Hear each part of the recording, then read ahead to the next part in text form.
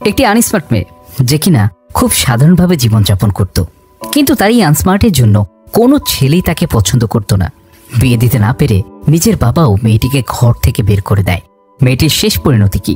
সে কি কোনো ছেলেকে বিয়ে করতে পারে, নাকি জীবনের সাথে যুদ্ধ করতে গিয়ে সে হেরে যায়? সেটা জানতে হলে দেখতে হবে সম্পূর্ণ এক্সপ্লেনেশনটি। বলছিলাম 2016 সালে রিলিজ হওয়া সনম তেরি কসম মুভিটির কথা। অসাধারণ এই রোমান্টিক মুভিটি অনেকেই দেখেছেন, তবে মুভিটি আমার দেখা সেরা একটি মুভি, যেটা আমি কোনো দিনও ভুলতে পারবো না। তো চলুন কথা না বাড়িয়ে অসাধারণ এই মুভিটির এক্সপ্লেনেশন শুরু করা যাক। শুধু একটাই অনুরোধ, চ্যানেলে নতুন হয়ে থাকলে চ্যানেলটি প্লিজ সাবস্ক্রাইব করে বেল আইকনে ক্লিক করে রাখুন, যেন আমার পরবর্তী গল্পটি আপনার কাছেই সবার প্রথমে যায়। গল্পের শুরুতেই আমরা ইন্দারকে দেখতে পাই, যে একটা বড় ধরনের মামলা জিতে আদালত থেকে বের হচ্ছে। ইন্দার হচ্ছে একজন প্রতিষ্ঠিত উকিল। বের হওয়ার সময় সাংবাদিকরা তাকে মামলা জেতার অনুভূতি সম্পর্কে জানতে চাইলে সে কোনো কথাই বলে না। গাড়িতে করে সে সরাসরি চলে আসে তার বাড়িতে, আর বাড়িতে এসে সে বাগানের একটা বড় ফুল গাছের নিচে এসে দাঁড়ায়, যে গাছের মধ্যে লেখা ছিল সরস্বতী পরিবার। এরপর আমাদের ফ্ল্যাশব্যাক দেখানো হয়, মানে ইন্দারের অতীতের জীবন কাহিনী। ইন্দার একা একটি ফ্ল্যাটে থাকে, আর তার উপরের ফ্ল্যাটে থাকে সরস্বতী ও তার পরিবার। সরস্বতীকে সবাই শারু বলে ডাকে। শারু খুবই সাধারণ এবং সহজ সরল একটা মেয়ে, আর একটু বেশি আনস্মার্ট, যার কারণে কোনো ছেলেই তাকে বিয়ে করতে চায় না। শারুর পরিবারে ছিল শারুর বাবা মা এবং তার ছোট একটি বোন, যার নাম হচ্ছে কাবেরী। একদিন শারু আর তার বাবা যখন অফিসে যাচ্ছিল, তখন তারা ইন্দার আর তার গার্লফ্রেন্ড রুবিকে ঘনিষ্ঠ অবস্থায় দেখতে পায়। এটা দেখে শারুর বাবা খুব রেগে যায় আর বলে, রাস্তার মাঝে এগুলো কি করছো? গেটের সামনে দিয়ে তো আরো লোক অফিসে যাবে, তাই না? তখন শারু ইন্দারকে দেখে তার বাবার সাথে চলে যায়। দেখা যায় শারু একটা লাইব্রেরিতে চাকরি করে। একদিন শারুর এক পরিচিত অফিসার তার কাছে আসে, যার নাম হচ্ছে অভিমন্যু। শারু তার বসের জন্য বেশ কয়েকটি বই দিয়েছিল, যেগুলো অভিমন্যুর বস খুব পছন্দ করেছে। বইগুলো ফেরত দিতে এসে অভিমন্যু বলে, তোমার দেওয়া বইগুলো আমার বসের খুব পছন্দ হয়েছে। আর সাথে সে এটাও বলে, তুমি কি আমার বসের একটা বড় পার্টিতে টেডি হয়ে ডান্স করতে পারবে? প্রথমে শারু রাজি না হলে সে শারুর হাত ধরে অনুরোধ করে আর বলে, তুমি যদি টেডি হয়ে ডান্স করো তাহলে আমার লাইফ সেট হয়ে যাবে। শারু সহজ সরল মেয়ে হওয়ায় সে তখন রাজি হয়ে যায়। এরপর সেই পার্টির দিন আসে। শারু তখন টেডি হয়ে সেই পার্টিতে যায়। সেখানে শারুর লাইব্রেরির অনেক কলিগও উপস্থিত ছিল। শারু টেডি হয়ে ডান্স করে সবাইকে আনন্দ দিতে থাকে।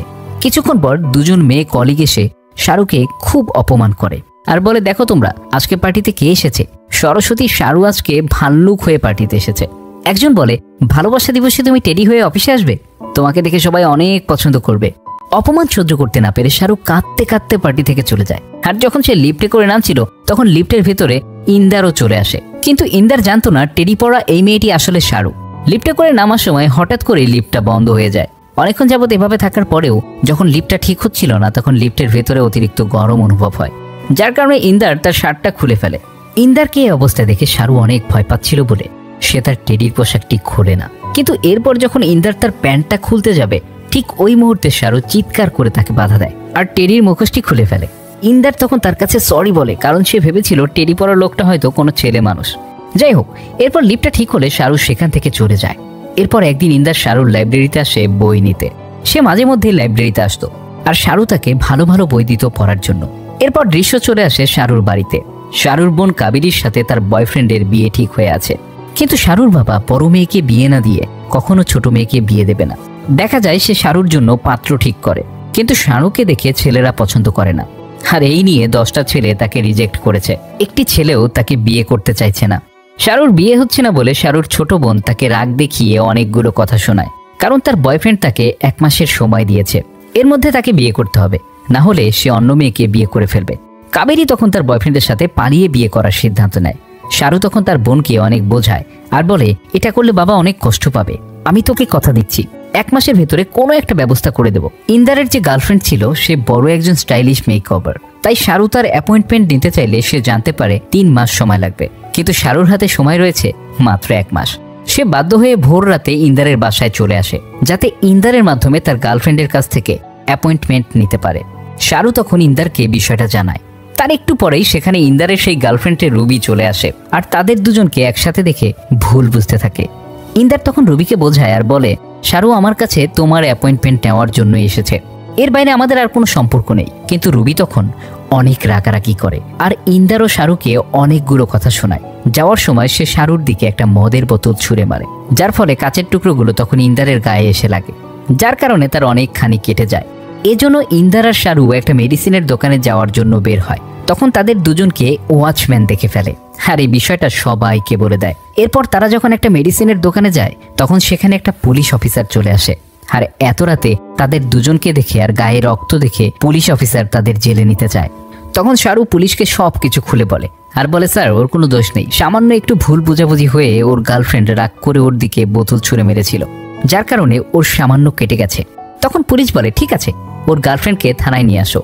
শাহরু বলে, ওর গার্লফ্রেন্ডকে থানায় নিয়ে গেলে ঝামেলা আরো বাড়বে, ওদের দুজনের সরি আই লাভ ইউ বলার জন্য দ্বিতীয়বার আর কোনো সুযোগ থাকবে না। এটা শোনা মাত্র পুলিশ অফিসার তাদের দুজনকে ছেড়ে দেয়, কারণ তার বউ তাকে বলেছিল দুনিয়াতে সরি আই লাভ ইউ এই দুটি জিনিসের গুরুত্ব অনেক বেশি। পরের দিন সকালে শাহরুর বাবা বাসায় ফিরে আসলে সবাই মিলে শাহরুর বাবাকে নিয়ে ইন্দারের রুমে যায় আর তাদের দুজনকে এক বিছানায় দেখে ফেলে। তখন সেখানে থাকা লোকজনেরা তাদের দুজনকে নানা রকম কথা শোনায়। শাহরু তার বাবাকে বোঝানোর অনেক চেষ্টা করে, কিন্তু তার বাবা তার কোনো কথাই শোনে না। সে বাড়িতে ফোন করে জানায়, আমাদের মেয়ে মারা গেছে, সবকিছুর ব্যবস্থা করে নাও, তার শেষ কৃত্য করতে হবে। আর শাহরু তো মারা গেছে, তাই কাবেরীর বিয়েতেও আর কোনো বাধা রইল না। এদিনের পর শাহরুর বাবা শাহরুকে বাসায় তোলে না, যার কারণে শাহরুর থাকার মতো কোনো জায়গা ছিল না। তখন ইন্দার শাহরুর থাকার জন্য একটা বাসার ব্যবস্থা করে দেয়। পরের দিন তারা দুজনে বাজার করতে গিয়ে একটি দোকানে যায়। ইন্দার দোকানদারকে তার নিজের জন্য একটা স্পেশাল শরবত এবং শাহরুর জন্য একটা নর্মাল শরবত দিতে বলে, কিন্তু শাহরু তখন ইন্দারের স্পেশাল শরবতটা নিয়ে খেয়ে ফেলে, যেটা মূলত নেশার পানি ছিল, যার কারণে সেটাকে শাহরু অনেক মাতলামি করতে থাকে আর পুরো বাজারটাই এলোমেলো করে ফেলে। পরের দিন নেশা কেটে গেলে শাহরু ইন্দারের কাছে জানতে চায় সে নেশা করার পর কি রকম মাতলামি করেছে। তখন ইন্দার জানায়, তোমার মাতলামির পুরোটাই রোমান্টিক মাতলামি ছিল, তুমি হচ্ছে একটা রোমান্টিক মাতাল। তারা যখন হাঁটছিল তখন শাহরুখ খেয়াল করে রাস্তায় একটা লোকের ওয়ালেট পড়ে যায়, কিন্তু সেই ওয়ালেটটি অন্য একজন এসে তুলে নেয়। তখন শাহরু এসে বলে, এটা তো অন্য একজনের ওয়ালেট, কিন্তু ওই লোকটি বলে এটা আমার ওয়ালেট। তখন সেখানে ইন্দার আসলে লোকটা ইন্দারকে ওয়ালেটটি দিয়ে দেয়। ইন্দার ওয়ালেটটি দেখে তাকে আবার ফেরত দিয়ে দেয় আর শাহরুখকে চলে আসতে বলে, কিন্তু শাহরু সেই ওয়ালেটটি নিয়ে আসল মালিককেই ফেরত দেয়। তারপর যখন সে ইন্দারের কাছে আসে তখন ইন্দার তাকে ধাক্কা দিয়ে ফেলে দেয় আর বলে, গেট লস্ট। রাতের বেলা এই ব্যাপারটা নিয়ে ইন্দারের অনেক মন খারাপ হয়, তাই সে সরি বলার জন্য শাহরুর বাসায় যায়, কিন্তু সে এসে দেখতে পায় শাহরু বাসায় নেই। তাই সে রাতের বেলা শাহরুকে এদিক ওদিক খুঁজতে থাকে। অনেক খোঁজার পর সে দেখতে পায় শাহরু রাস্তার পাশে মন খারাপ করে বসে আছে। ইন্দার বলে, তুমি বাসায় যাওনি কেন? শাহরু বলে, তুমি তো বলেছিলে গেট লস্ট, আর ওটা তো তোমারই বাসা, তুমি না করার পর আমি কিভাবে তোমার বাসায় যাই? তখন ইন্দার বলে, সরি। এটা শুনে শাহরু ইন্দারকে জড়িয়ে ধরে। বাসায় ফিরে আসার সময় ইন্দার বলে, সেদিনের ওই ওয়ালেটটি হচ্ছে আমার বাবার, আর আমি আমার বাবাকে খুব ঘৃণা করি। তখন শাহরু বলে, একবার সবকিছু মানিয়ে নিয়ে বুকে জড়িয়ে ধরে দেখো, সবকিছু ঠিক হয়ে যাবে। তখন ইন্দার বলে, আচ্ছা তোমার বাবাকে মানিয়ে নেওয়ার কি কোনোই উপায় নেই? তখন শাহরু বলে, যদি কোনো ব্রাহ্মণ আমাকে বিয়ে করে তবেই সম্ভব। ইন্দার বলে, তাহলে বিয়ে করে নাও। তখন শাহরু বলে, আমার মতো আনস্মার্ট ওল্ড ফ্যাশনের আন্টিকে কে বিয়ে করবে? তখন ইন্দার শাহরুকে নিয়ে মুস্তাকিন নামের একটা লোকের কাছে যায়, যে কিনা মেক ওভার কিং নামে পরিচিত। দেখা যায় কিছুদিনের মধ্যেই শাহরু খুব স্মার্ট এবং স্টাইলিশ হয়ে যায়। তখন ইন্দার বলে, এখন আর তোমাকে কেউ আনস্মার্ট ওল্ড ফ্যাশন মার্কা আন্টি বলবে না। এরপর ইন্দার শাহরুকে নিয়ে তার বাবার কাছে যায়, কারণ এখন শাহরু অনেক স্মার্ট হয়ে গেছে, এখন তার বিয়েতে আর কোনো বাধা থাকবে না। শাহরু ইন্দারকে বলে, আমার বিশ্বাস আমাকে দেখলে আমার বাবা খুব খুশি হয়ে যাবে। কিন্তু শাহরু যখন হাসি মাখা মুখ নিয়ে তার বাড়িতে যায় তখন সে দেখতে পায় শাহরুর শেষকৃত্যের অনুষ্ঠান চলছে, অর্থাৎ হিন্দু ধর্মে মানুষ মরলে যে অনুষ্ঠান হয়। এটা দেখে শাহরু অনেক কান্না করে আর ইন্দারকে জড়িয়ে ধরে। ইন্দার এই বিষয়টি দেখতে পেয়ে নিস্তব্ধ হয়ে যায়। যাই হোক, শাহরু অনেক কান্না করে আর সেখান থেকে চলে আসে। ইন্দার বলে, তুমি এখন কি করবে শাহরু? শাহরু বলে, আমি লুজার না যে আমি হাল ছেড়ে দেব, আমি নতুন এক শাহরু হয়ে অফিসে যাব, আর তুমি আমাকে যে শাহরু বানিয়েছো এই শাহরুকে দেখে যদি কেউ পছন্দ করে এবং বিয়ের প্রস্তাব দেয় তাহলে আমি ইয়েস বলে দেব, আর বিয়ের পর বাবার কাছে আশীর্বাদ নিতে আসবো। তখন আমার বাবা ঠিক আমাকে জড়িয়ে ধরে আশীর্বাদ করবে। এটা বলতে বলতে শাহরু অনেক কান্না করে।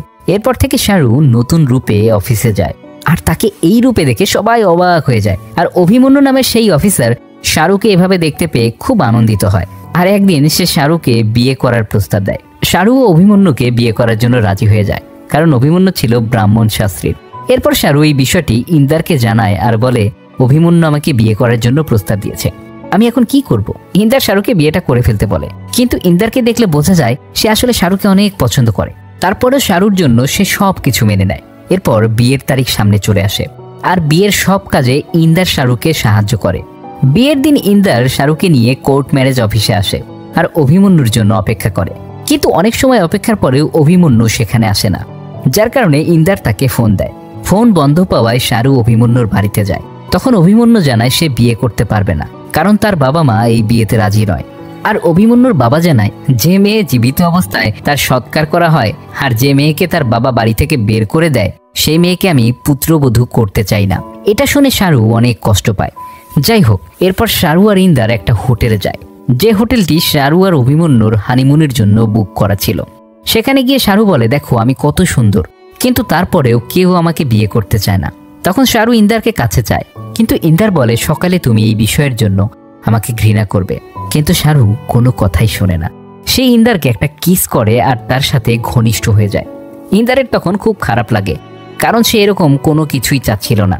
সকালে ঘুম থেকে উঠে ইন্দার দেখতে পায় শাহরু তার পাশে নেই, তাই সে শাহরুকে খুঁজতে থাকে আর জানালার কাছে গিয়ে দেখে শাহরু নিচে অভিমন্যুর সাথে রয়েছে। আর শাহরু তাকে একটা মেসেজ দিয়ে বলে অভিমন্যু দেখা করতে এসেছিল, আমি বুঝতে পারছি না তোমাকে সরি বলবো না গুড বাই বলবো নাকি ধন্যবাদ দেব। শাহরুর এই মেসেজটি পড়ে ইন্দার অনেক কষ্ট পায় আর তাই সে নিজের বাসায় ফিরে আসে। একদিন শাহরুর মা এসে বলে আমার মেয়ের বিয়ে ঠিক হয়েছে, তুমি এই বিয়ের কার্ডটা শাহরুর কাছে পৌঁছে দিও। তখন ইন্দার বলে আমার সাথে শাহরুর কোনো যোগাযোগ নেই আর আমি এই শহরটা ছেড়েও চলে যাচ্ছি। কিন্তু শাহরুর মায়ের মন খারাপ দেখে সে কার্ডটা নিয়ে নেয় আর বলে আমি শাহরুর কাছে কার্ডটা পৌঁছে দেব। এরপর সে কার্ড হাতে নিয়ে শাহরুর অফিসে যায়, কিন্তু সেখানে শাহরুখকে না পেয়ে সে অভিমন্যুর কাছে যায় কার্ডটা দেওয়ার জন্য। তখন অভিমন্যু জানায় সে শাহরুর সাথে থাকে না। তখন ইন্দার বলে আমি দেখেছি তোমরা একসাথে হোটেলের নিচে কথা বলছিলে। তখন অভিমন্যু বলে কথা আমরা বলেছিলাম ঠিকই, কিন্তু ওইটা ছিল আমাদের পার্সোনাল কথা, যেটা বলার পর আমি আমার পথে আর ও ওর পথে। এগুলো শোনার পর ইন্দার অনেক রেগে যায় আর এরপর সে শাহরুখকে খুঁজতে বের হয়। অনেক খোঁজাখুঁজির পর শাহরুখকে একটা জঙ্গলের নিচে বসা অবস্থায় দেখতে পায়। এরপর সে তার কাছে গিয়ে বলে আমার কাছে একটা বন্দুক আছে, এরপর যদি আমাকে না বলে কোথাও চলে যাও তাহলে তোমার মাথা থেকে পেট পর্যন্ত গুলি চালিয়ে দেব। শাহরু তখন তাকে ইগনোর করতে থাকে। তারপর ইন্দার বলে তুমি একাই জঙ্গলে কি করছো? তখন শাহরু বলে তুমি কে আমার, আর তুমি এটা বলার কে? ইন্দার বলে তুমি আগে এটা বলো ওই দিন রাতের পর আমি তোমার কে হই। এটা শুনে শাহরু রাগ দেখিয়ে বলে রাত চলে গেছে আর সব শেষও হয়ে গেছে, আর ওই রাতে যা কিছু হয়েছে সব অভিমন্যুকে ভোলার জন্য হয়েছে, এখন প্লিজ আমাকে ছেড়ে দাও। এটা শুনে ইন্দার কান্না করে চলে আসে আর শাহরু নিজেও অনেক কান্না করতে থাকে। এরপর রাস্তায় এসে শাহরু ইন্দারকে জড়িয়ে ধরে অজ্ঞান হয়ে যায়। এরপর ইন্দার তাকে হসপিটালে নিয়ে যায়। সেখানে ডাক্তার বলে শাহরুর ব্রেইন টিউমার রয়েছে, তার অপারেশন করা হয়নি, যার কারণে আমরা তাকে ওষুধ দিয়ে চিকিৎসা দিচ্ছি। ডাক্তার ইন্দারকে বলে দেয় শাহরুকে যেন কোনোভাবেই মানসিক টেনশন না দেওয়া হয়, আর আমরা এই বিষয়টা তার হাজবেন্ড অভিমন্যুকেও বলে দিয়েছি। এটা শোনা মাত্রই ইন্দার অভিমন্যুর কাছে আসে আর বলে শাহরুর ব্রেইন টিউমার দেখে তুমি ওকে বিয়ে করনি তাই না? তখন অভিমন্যু বলে আমি বিয়ে ভাঙার পর জানতে পেরেছি ওর ব্রেইন টিউমার হয়েছে, যার কারণে আমি সেকেন্ড চান্সের জন্য তার কাছে গিয়েছিলাম, কিন্তু সে আমাকে তার রোগের জন্য বিয়ে করেনি। তারপর ইন্দার বলে তাহলে এটা আমাকে জানাওনি কেন? তখন সে বলে কারণ ও আমাকে প্রমিস করিয়ে নিয়েছিল যাতে আমি এই বিষয়টা তোমাকে না জানাই। তারপর ইন্দার সেখান থেকে শাহরুর কাছে ফিরে আসে আর শাহরু কিছুটা সুস্থ হলে সে শাহরুকে সারপ্রাইজ দেওয়ার জন্য একটা জায়গায় নিয়ে যায়, যেখানে লাইভ টেলিকাস্টে শাহরু তার বোন কাবেরীর বিয়ে দেখতে পায়। আর ওই দিন ইন্দার শাহরুকে বিয়ে করার প্রস্তাব দেয়, কিন্তু শাহরু বলে এটা কোনোদিনও সম্ভব না, কারণ না আমি তোমার প্রথম পছন্দ না আমি তোমার বেস্ট চয়েস। এটা শুনে ইন্দার বলে আমি একমাত্র তোমাকেই ভালোবাসি। ঠিক ওই মুহূর্তে শাহরুর নাকে রক্ত আসে আর ইন্দার তাকে হসপিটালে নিয়ে যায়। এরপর ইন্দার শাহরুর বাসায় আসে আর দেখতে পায় শাহরুর ছবির উপরে মালা টাঙানো, যেমনটা মৃত মানুষের ছবির উপর করা হয়। এটা দেখে ইন্দার অনেক রেগে যায় আর ছবি থেকে মালা টান দিয়ে ছিঁড়ে ফেলে। তখন শাহরুর বাবা এসে তাকে একটা থাপ্পড় মারে, কিন্তু তবুও ইন্দার বলে দেয় এই ছবিতে আর কখনো ফুল দিবেন না, আর যদি আবারও ফুল দেন তাহলে আমি আবারও আসবো থাপ্পড় খেতে। আর এ কারণে শাহরুর বাবা সহ সবাই মিলে ইন্দারের নামে থানায় কমপ্লেন করে, যার কারণে পুলিশ অফিসার এসে সকালে তাকে ধরে নিয়ে যায়। আর ওইদিকে শাহরু হাসপাতালে বসে ইন্দারের জন্য অপেক্ষা করছিল। ইন্দার পুলিশ অফিসারের কাছে ফোন চায় শাহরুর সাথে কথা বলার জন্য, কিন্তু পুলিশ তাকে ফোন দেয় না, উল্টো তাকে লকআপে ভরতে চায়। তখন ইন্দার সেখান থেকে দৌড়ে পালিয়ে যায়। আর এদিকে শাহরু ইন্দারকে খুঁজতে খুঁজতে লাইব্রেরিতে চলে আসে আর ইন্দারের প্রতিটি বই দেখতে থাকে। প্রতিটি বইয়ের ভেতরেই একটি করে চিরকুট ছিল, যেখানে শাহরুর প্রতি ইন্দারের ভালোবাসার কথা লেখা ছিল।